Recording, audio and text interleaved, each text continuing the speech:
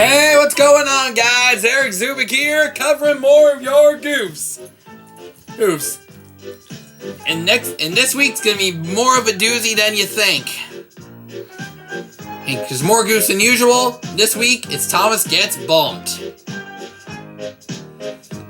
So let's get on down to the absolute lateness conundrum, followed by an accident.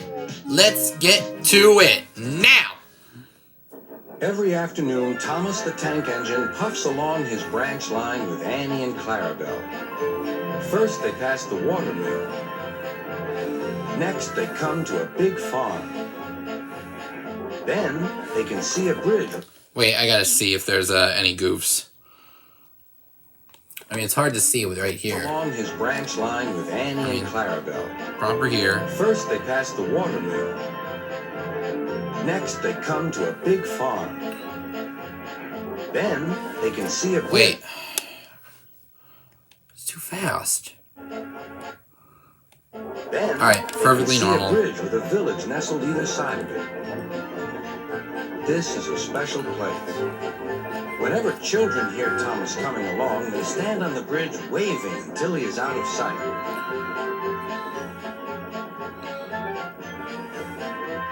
One day, Thomas was running with a very loose bolt.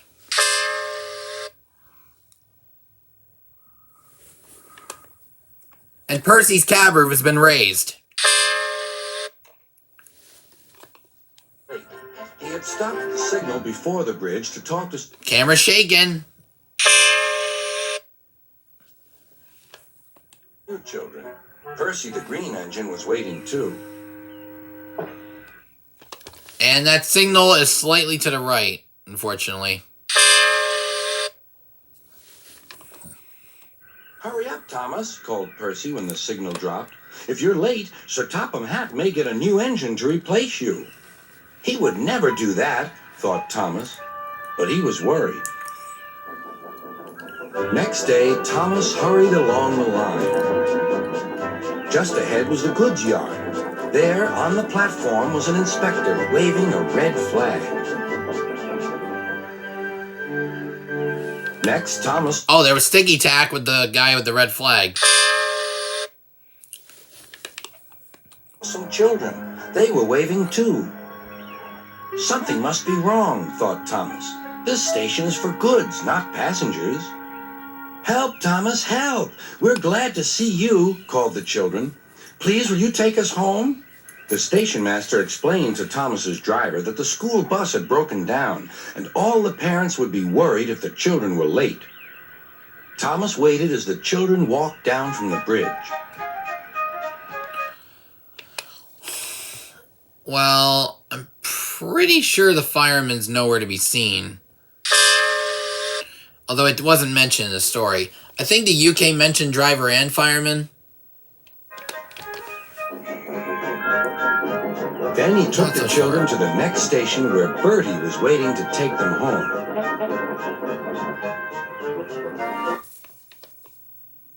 When Thomas finished his journey, he was very late. He was worried that Sir Topham Hatt might be cross with him. Yep, James is very ahead. I warned... But now he's backed up. Thomas, puffed Percy to James. He's been late one time too many. He'll be in trouble now. But next morning, when Thomas picked up his passengers, Sir Topham Hatt was nowhere to be seen.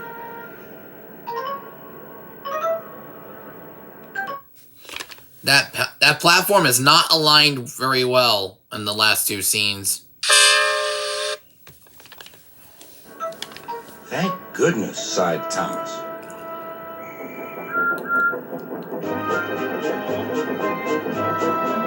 Thomas knows every part of his branch line.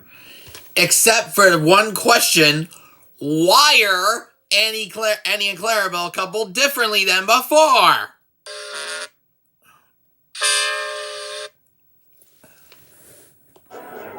Just ahead was a stretch where the hot sun had bent the rails on the track.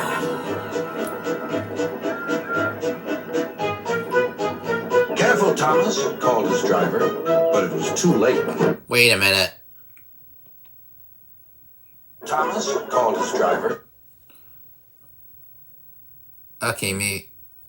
Yeah, I thought I could spot sticky tack, but not this time. But it was too late.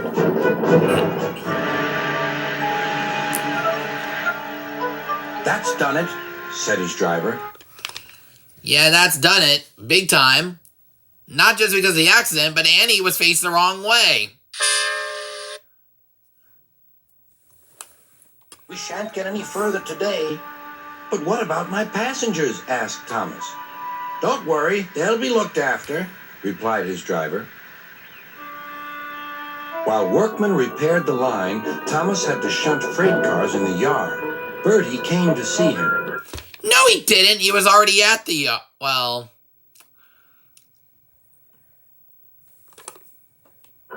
I understand you need my help again.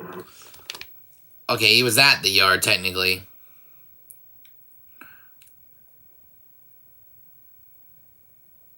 You know what? I think the UK version messed up with that, technically, so maybe let's fire it up. Yes, Bertie, replied Thomas sadly. I can't run without my rails. Bertie set off to collect Thomas's passengers.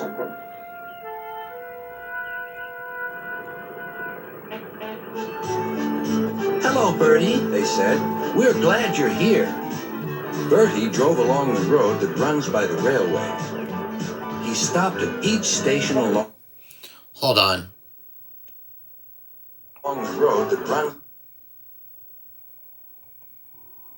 They said, we're Wait glad a you're minute. here. Bertie drove along the road that runs. Wait, the restored version, he was sad.